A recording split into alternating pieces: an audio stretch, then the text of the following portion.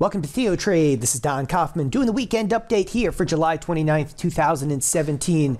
Let's get right to it and review the previous week's action.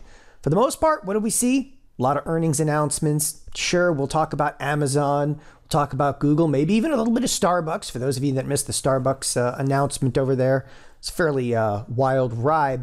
But generally speaking, if you look at the entire week, we did absolutely nothing. I mean, it was staggering from where we closed the previous week to where we closed this week. When I say nothing, I mean you have to try to do this, but we're going to take a look here and on the Analyze tab. This is what we call Think Back. We're looking back right here to the July 21st close. Now, granted, here we are a week later, but I just wanted to show you what the week at large looked like. That's where we closed the previous week, which was 24.7254. This is where we are right now, 24.7210. Massively unchanged on the entire week. The irony of that, it wasn't just in the S&Ps, it was in the Qs as well. If you take a look at the Nasdaq, here was the, again, previous week's close, and July 21st is the data there, and here we are currently at 143.84. We backed off a whopping 20 cents, 25 cents in terms of the Nasdaq. So the week though was not necessarily quiet. If you watched throughout the course of this week, again, if you just turned a blind eye, you probably looked like, great, Don, the market did absolutely nothing. However, there was some pretty serious volatility, and that was very specific and wrapped around, well, a number of what we have to call, some people call it the FANG stocks. It's the consortium of large stocks. I can't get over calling them the FANG stocks. Nevertheless, I want to show you something I find quite interesting on this front. And that is, we all, I think, recognize at this point that there's a handful of products, because it's hitting the mass media everywhere. There's a handful of products driving the entire marketplace. Okay, those being Microsoft, okay, Facebook, Apple, Google, Amazon. Now, yeah, on my watch list over here, yes, I keep Netflix in there. Netflix is exciting to watch, but from a market cap perspective, Netflix isn't moving markets. Okay, Tesla's not moving markets. What's moving markets is your Microsofts, again, Facebook, Apple, Google, Amazon. But the issue this week is, and again, if you miss this, so Google sells off after earnings. And it's not like they missed earnings or anything like that. It's just, it wasn't as spectacular as we had thought. Okay, it wasn't as spectacular. Okay, this product ran up from $920, okay, back to $1,000. Oh, so it backed off $50 on the week over here. Now, neither here nor there, because that's just Google alone. But then we start looking at Amazon. Amazon, what does it do? Peaks out, explodes, and then on the earnings announcement, I mean, this is a fairly wild reversal here. We're almost hitting 1,100. We've reversed all the way back down to 1,000. It finally closes the trading session on Friday at 1,020. The issue that I've got at this point is, you've seen now two of these massive market caps, okay, that they've impeded, okay, the marketplace a little bit, or have they? I mean, I'm taking a look at Amazon and I'm taking a look at Google. And as the week progressed over here, and again, Google came out early in the week, sells off, and you look at the Qs at the exact same time, which is the entire Nasdaq over here, and I'll turn off the expected moves for just a moment. And you recognize, looking at the trade in Google, looking at the trade in Amazon, the Qs are like almost unimpeded. And it's bothersome because then you start to realize, we're like, all right, well, we had 5 stocks and now we're down to, what? I mean, how many stocks are going to really drive a marketplace? And we actually saw the case of what we kind of call here at TheoTrade the musical chairs. And that is, everybody get out of Amazon, let's get out of a little bit of Google, and let's just turn around now and buy Facebook. So how many stocks are left? That's what you have to ask yourself. I mean, even Microsoft over here has not performed since its earnings. I mean, earnings, again, here they are back here, but saw some sell side activity. Not a huge move inside of Microsoft. Again, this is a behemoth market cap, though, and you have to respect the fact that, you know, moving from 74 to 73, percentage basis is still decent. Nevertheless, okay, you know, and then there were three. And by that, I mean, all right, so now we're down to kind of Microsoft, which did sell off a little bit. We've definitely got Facebook over here, and Facebook is supporting what? The market cap of the world at this point, okay? Because clearly Google and Amazon have fallen to a degree. Again, how much they sold off, it's neither here nor there. At this point, it's not considerable enough to really take, like, you know, a much more bearish tone. But I feel that, again, markets, they completely turned a blind eye in respect to, like, if you step back from this and look at it, you know, Google comes out earlier in the week, the stock falls, and the entire marketplace turns and says, oh, I didn't see that. Oh, no, it's okay. It's just Google. It's just Google. We're going to be all right. And then, of course, the same thing happens on Amazon, right? Oh, no, it's okay. It's okay. We're going to be fine. I mean, do you realize at this point what now rests in the hands of Apple? Okay. And Apple, of course, saw some sell side activity in what was a wild trading session on Thursday. But these underlyings, okay, this is far too much risk to want to sustain when you realize that a handful of products now become the backbone of the marketplace. And there's nothing good about this. It just displays how fragile our marketplace is. I've also noticed the expected move inside of Apple, okay, is now about $6.19, which is elevated versus previous earnings announcements. So the marketplace is pricing in, okay, how dramatic Apple's earnings and how important they really are at this point in time. And hey, listen, Apple, okay, they're probably not going to disappoint, but as we saw, it doesn't really matter if they disappoint. The stock's already run from 142 all the way back up to 154. I mean, and again, on a percentage basis, this is a massive run up. Sure, it gave some of it back this week. Nevertheless, a $6 move on the largest market cap out there should keep you on edge, because we already have a situation where Google's backed off, Amazon's backed off a little bit over here. Microsoft is on a very, very small fade, okay? The weight of the world right now is in Apple's hands, which obviously, again, their earnings are coming out this coming week. So huge emphasis on that. And you can even see the volatility inside of the QQQs. The Nasdaq is, elevated on that front. In fact, okay, I'm going to turn back on these expected moves so you can see what I'm talking about with elevated. All right, so we just passed through a week. All right, and I'm going to show you specifically what I'm talking about here. We just passed through a week where we had a fairly, again, wild volatility session on Thursday, followed by absolutely nothing on Friday. But the expected move range, okay, has actually expanded this week. Now, why I think that this is very, very important, if you're just taking a look here on the chart, all right, the expected move is the option pricing. Now, you would think that the option pricing would have priced a whole lot of risk into a week where there was Google and Amazon and tons of other technology company earnings. Yet they're putting more risk packed into this future week. So the coming week is actually going to have even more risk. And you can see the expected move is up to almost $2.30. So the marketplace, it is pricing in how important Apple earnings really are. Like at this point in time, this is like make or break kind of stuff for the Nasdaq, because they can turn a blind eye to Google, they can turn a blind eye to Amazon. But if Apple doesn't absolutely smoke numbers at this point, the Nasdaq, I mean, it's coming off. And that's the kind of risk reward I think that you need to address. We're talking about like trade ideas here a little bit for this coming week.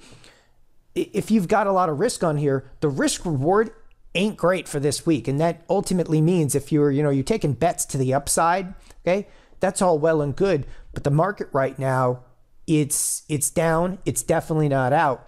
But if Apple's performance is not good, again, this is a binary trade. And when I say binary trade in Apple, you flip a coin. okay, even if you had Apple's earnings announcement right now in your hand, okay, here we are on the weekend, you've had an entire weekend to think about it. Even if you had Apple earnings announcements right in the palm of your hand right now, you still couldn't tell me whether to be bullish or bearish, right? Because Amazon had unbelievable numbers, but they spent more money and the stock sold off. And Google, okay, Google has unbelievable numbers, but there might be a little slowness here. Again, you don't know how the marketplace and how order flow is going to react. All you know inside of Apple is there's likely going to be a $6 move higher or lower. And that's A-okay for me. All right, let's switch gears a little bit and look at a few ideas, because what we did see this week was some very wild intraday trades specific to Thursday. And I don't want to elaborate too much upon this, but there was a note that came out, again, from an analyst at JP Morgan, and something that we've been talking about here at TheoTrade for months. The note ultimately mentioned correlations in the marketplace have been breaking down. Now, what that ultimately did is, again, you're looking at a 30-day 1-hour chart. 30-day 1-hour chart specific to the Nasdaq. Okay, and I'll kind of highlight that. There's the time frame, there's the Nasdaq, it's the Nasdaq futures, and ultimately what it did is it caused some fairly wild volatility in a very, very short period of time. Now, we haven't seen that volatility rear its head since about the bottom of the Nasdaq over here back on right around the July 4th weekend. We've legitimately had almost a month, okay, of trading every single session to the upside. So it's the first bout of volatility we've seen, in about 3-4 weeks over here. And prior to that, we saw some pretty serious Nasdaq volatility. The question kind of looms, is that Nasdaq volatility going to be exacerbated this week? I believe so. And I'm telling you right now that you should prepare yourself, okay, kind of mentally, especially for those of you that trade on an intraday basis. Prepare mentally for the idea of some very serious volatility in the Nasdaq this week. You're like, oh, well, okay, there's Apple earnings. Sure, Apple earnings. But there's also a ton, okay, of data coming out this week. And that data, everything from, when I say a ton of data, everything from, 10-year note auctions, the ADP employment report, okay, Bank of England announcement. Normally I wouldn't key into that one, but this one's fairly important because they're going to discuss like Brexit. Okay, there's political events going on this week. We have the employment situation. And the interesting aspect to me on this front is that the extra risk is kind of being priced much more into the Nasdaq than it is the S&Ps. If I go back over to the S&Ps, okay, the S&Ps do have a slightly elevated expected move, and we're going to take a quick glance at that here momentarily. When I say a slightly elevated expected move, again, here's the previous week's expected move.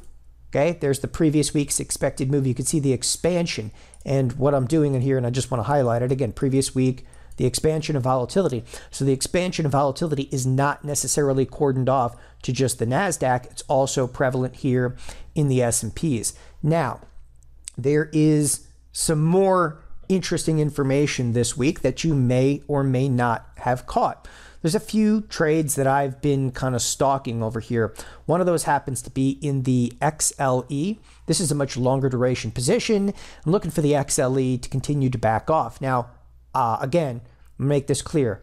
I am looking to be long the XLE. And this is something I'll continue to update you on. This week, I want to look for any sell side activity in the XLE to ultimately establish more of a long position. How am I establishing that long position?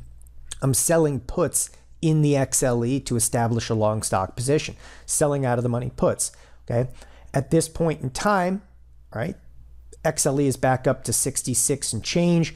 I want it to back off in the neighborhood of even 64. Now, at 64, it would be ideal. I'll sell some more puts, but I just wanted to update everybody on this. I am still long some XLE. Okay, I'm actually long some of the outright shares, but I'm also looking for more opportunities really to sell some puts. The reason I bring up, and this is again, it's the energy sector. Why am I bringing up the energy sector? Because very few people caught what was a wild amount of volatility specifically to the transports. And I'm surprised to see that, again, very, very few people are catching this. So I work with and have worked with for many years some traders, and some of these guys have, were on the floor for decades, and this is kind of what I call like a little bit of an old school indicator.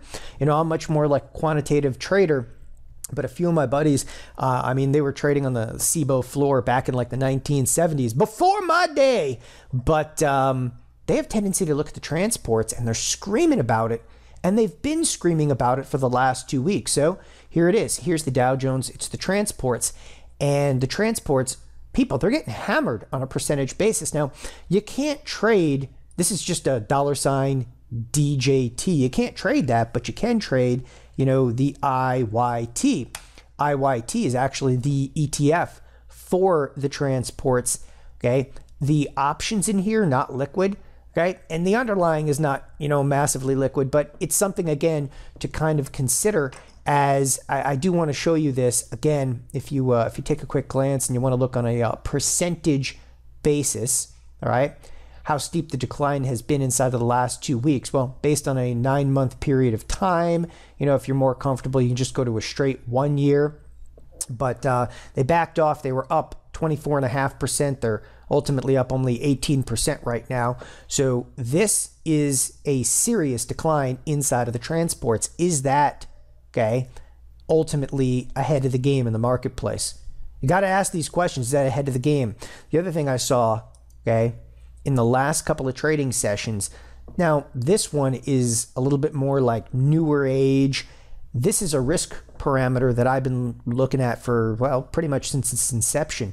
It's the VVIX.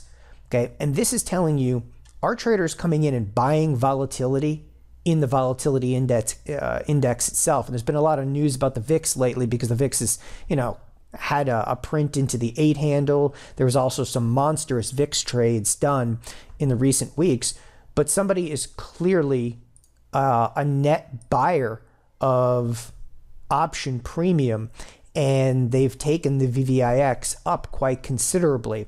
The interesting thing to me is that if you took a look at the VVIX, they're buying this, they're turning around selling the transports over here. Yet now I'm starting to get a little bit more edgy. You never base any market condition on one indication. So I'm trying to look at this and really consider all the relevant factors. The VVIX though here, okay, again, very much got me on edge. What do traders actually see right now in terms of volatility? Number two, the transports getting whacked over here in conjunction with the fact that we've fallen on Google and Amazon. I really feel like at this point, you got Facebook, okay, and Apple. Again, the weight of the world is ultimately on their shoulders because there's a lot of sectors here that are not performing well. So have we actually come to the juncture? Is it eventually the top? Yeah, time is going to tell. But I'm telling you right now, Apple comes out and disappoints, they're going to absolutely clobber the technology this week. Thanks everybody for joining us here at TheoTrade and the Weekend Update. Have a wonderful weekend. See everybody throughout the course of the week. Bye-bye.